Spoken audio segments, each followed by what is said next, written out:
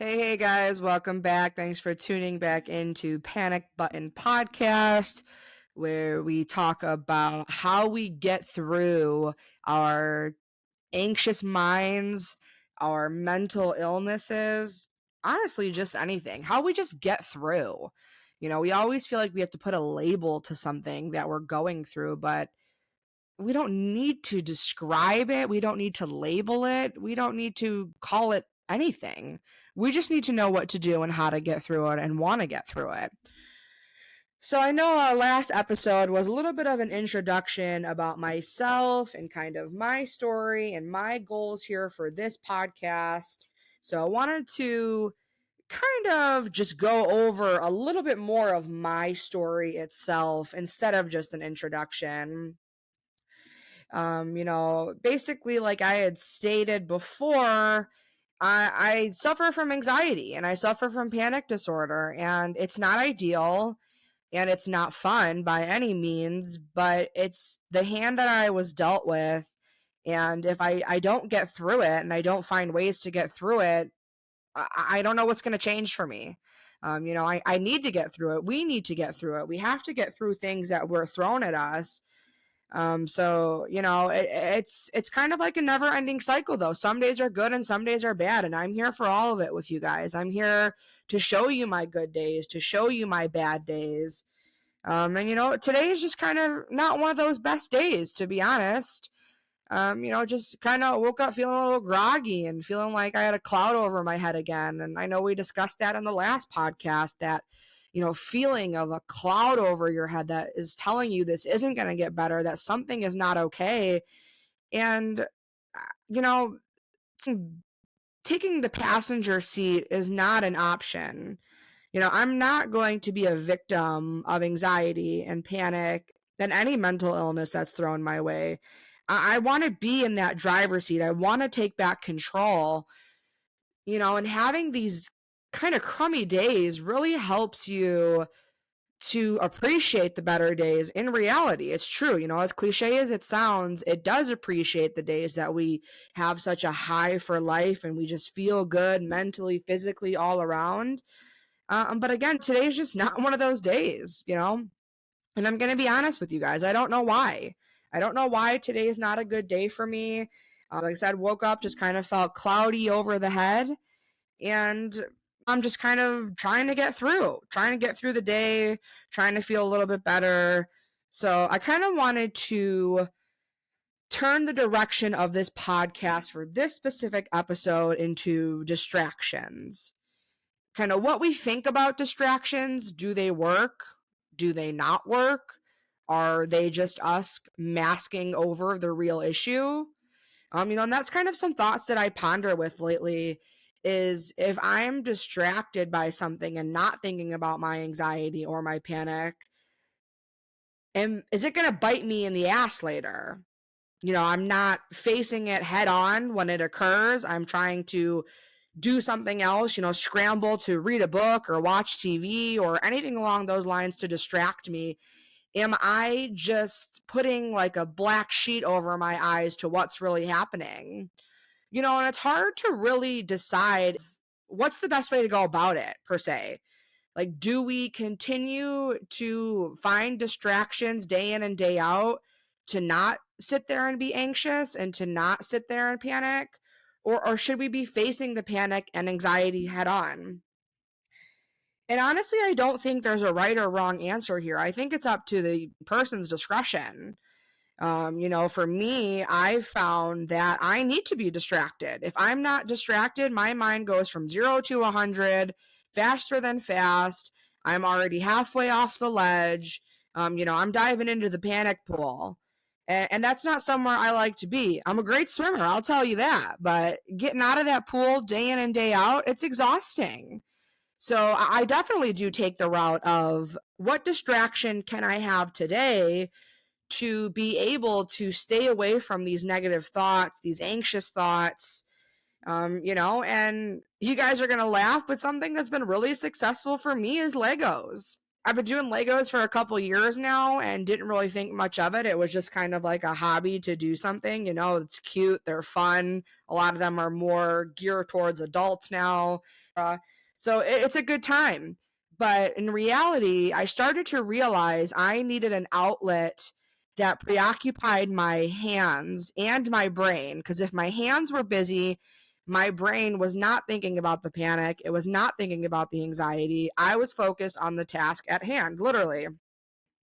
So I kind of found that outlet in Legos. And a couple of support groups that I've been in have been astounded that that works. But all I'm going to say is don't knock it till you try it, because absolutely, when we have a distraction where our hands are doing something, our brain is basically programmed to just immediately get absorbed into what we're doing. So I'm a person where I just go in head first, just dive right in. And Legos kind of allow me to have that expressiveness and have that control. And I'm able to sit there and, knock out a couple hours building a Lego, arthritis and all. But it helps, and it's a distraction, and it gets us through. And again, the main point of all of this is what is going to get us through and what is going to continue to help us. But sometimes I do question, am I trying so hard to find distractions instead of just facing the problem itself? I'm not a medical professional. I don't know which route is best. So I really do urge you to leave a comment when you are listening to this episode and let me know your distractions, what helps you, and where you've seen success. Do you think that we should be experiencing our feelings as they come, or should we put up kind of like a distraction wall to mask out those anxious feelings or panicky feelings or whatever those feelings may be? What do you think is the best route? And obviously what works for me and what works for you won't be the same. But it very well could be as simple as doing a Lego set. And Legos are a great outlet. You can sit there for a little bit of time and just help your brain recenter to something else, and you're building something cool and it calms you down. It's, you're building something. It's cool for us to create something. It's cool for us to, be proud of what we're doing. And I think Legos do fill a void where you're getting a sense of accomplishment because it's cool. You're building nothing from a pile of bricks. And that might sound childish to some, but it is rewarding. And when I'm done with the set of Legos, I'm able to go about my day, and usually the panic or the anxiety I had previously has passed. So it's like, who's the real winner at the end of the day? Haha, thanks, Legos. And also, if Legos decided to sponsor me, that would be incredible because these panic attacks are getting very expensive. I preach that that's kind of my go-to is get anxious or get panicky and let's do a set of Legos. And it's like 50, 60, 70, 80, up to $400 or $500 for these Legos.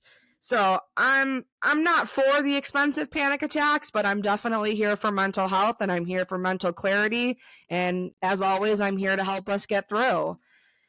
So, that's the route that we're going to continue to take, I guess, expensive Legos. So if Lego is listening or somebody knows a friend or a family member who works at Lego, feel free to name drop, and I would greatly appreciate a semi-discount.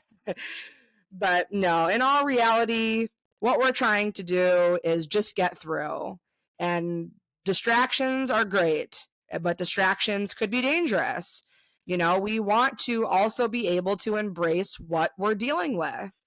So just really trying to find out what you guys think and what's worked for you, because I want this to be interactive. I want you guys to tell me what's also helping you. Do you believe in distractions? Or if you're sitting there panicking, would you rather sit there and panic and wait the 15, 20 minutes for it to blow over instead of distracting yourself when you know the anxious thought or the panic attack is coming? And obviously that's easier said than done. Some of us don't know the signs of when we're going to have an attack or when we're going to have a wave of anxiety pass through us. But some of us veterans do know when those attacks are coming and we're able to have a distraction. So it's just kind of an interesting aspect to look at is, do we think distractions are helping us, or do we think that distractions are taking away from the bigger picture that we need to accomplish, that we need to get over? Do we need to face this anxiety and panic head on? Or is it okay for us to just take, that driver's seat again and say, you know what? I'm going to do a Lego set and I'm going to distract myself for an hour, 2 hours, however long it takes to build this 500-piece fucking castle. And I'm going to get through it. Well, I appreciate you guys listening to my rant. This is a shorter podcast again, but just trying to continue to shoot the shit with you guys, be fully transparent. And if anybody relates to this, this is awesome. If you think that this was not worth your time and it's been 11 minutes, you should have skipped by now. But I'm just here to tell you guys, we're not going to push that panic button. We're going to figure it out. Tune in for next time.